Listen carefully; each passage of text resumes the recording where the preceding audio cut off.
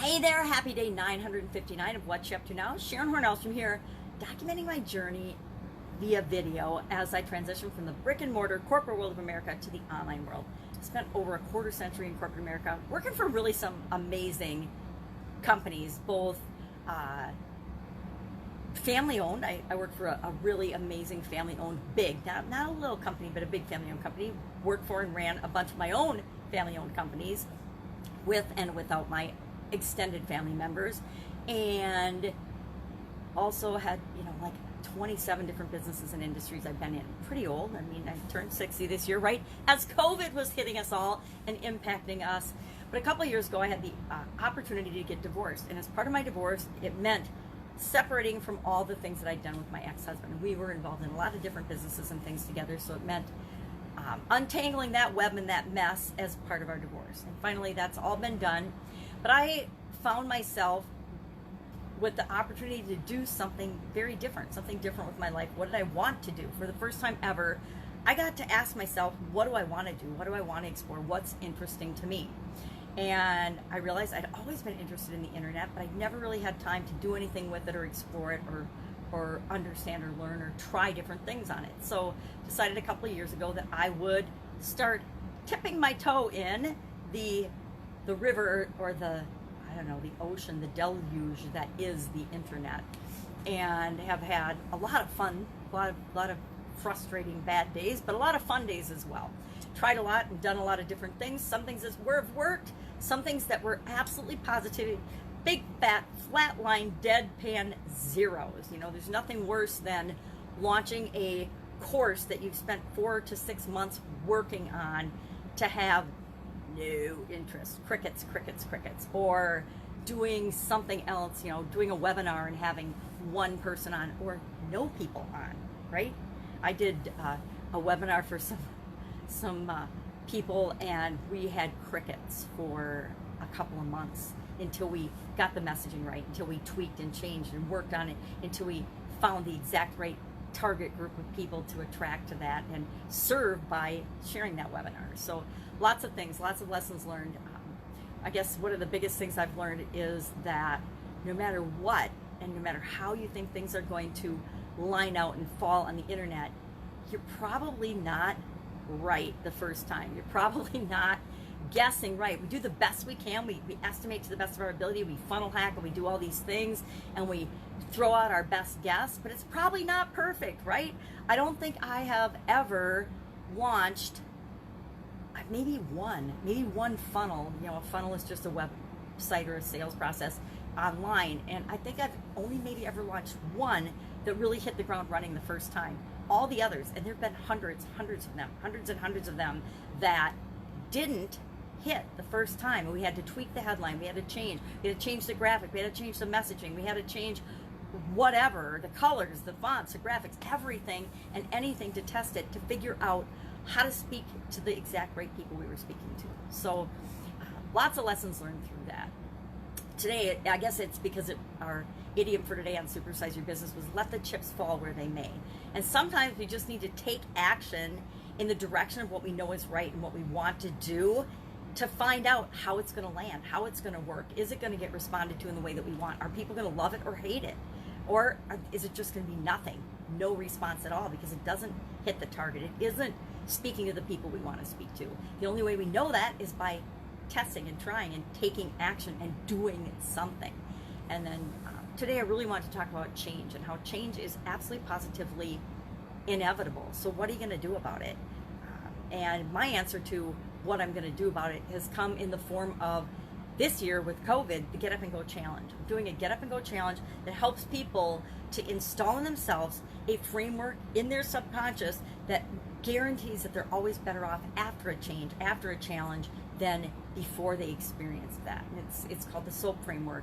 And I was thinking about that today as I'm talking about doing several days through the month of September, actually every day through the month of September, except for the first couple days of the month when I was finishing off the August challenge, the August 30-day Get Up and Go Challenge. I started saying, okay, well, I want to do it again, but I'm not going to do it till October 1st. So what am I going to do in the meantime? Decided to do just a daily lessons learned. I'm sharing some of the biggest lessons that I've learned in my 60 years here on the planet.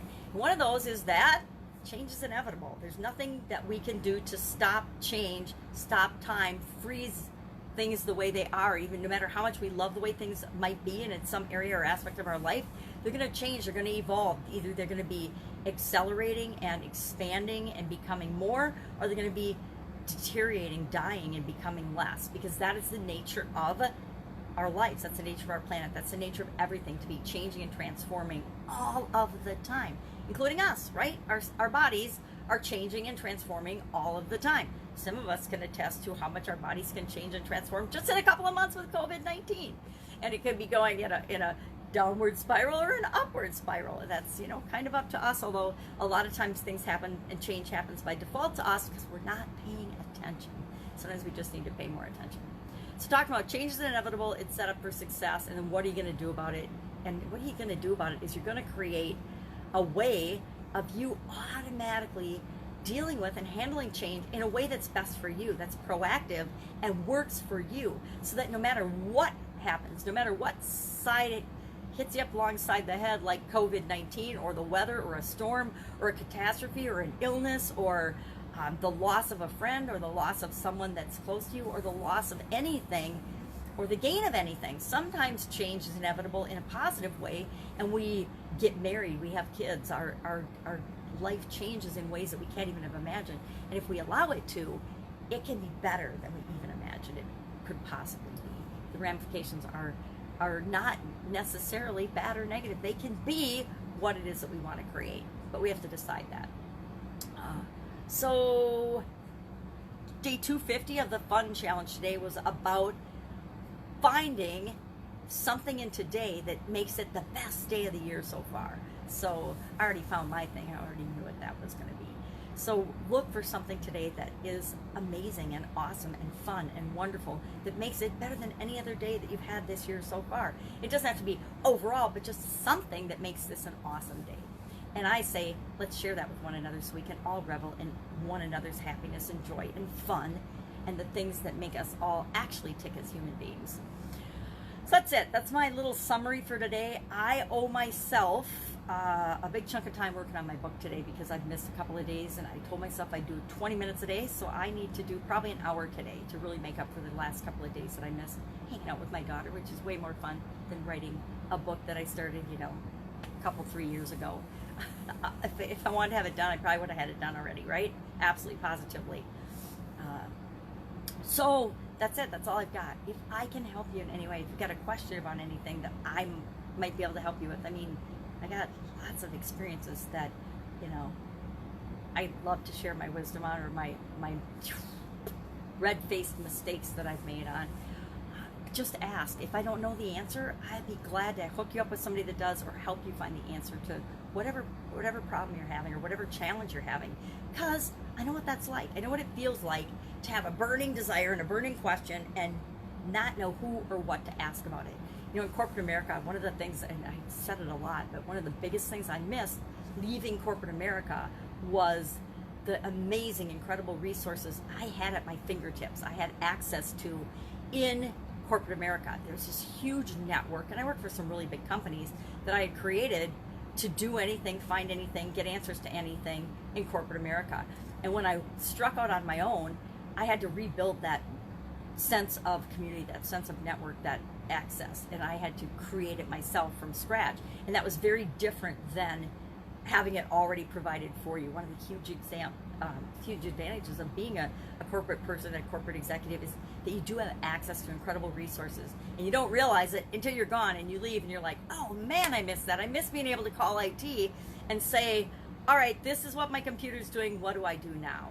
And that was one of the biggest things, going online and actually striking out on my own, but then going online. So for a lot of decades, I just didn't do anything very IT or computer related, except the minimum to get by. And then when I came online, it was like, all right, now I got to figure this out. Who am I going to ask? All right, have an amazing day. So I want to be that resource for you. If you don't have anybody to ask, like I said, I might not know the answer, but I definitely know how to solve problems and how to find the next step. And we only ever need the next step to know what we need to do. And when we take that next step, guess what? The whole rest of the staircase starts to unfold.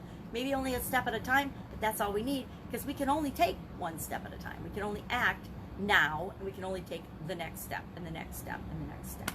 right, have an awesome day. I will, of course, be with you tomorrow.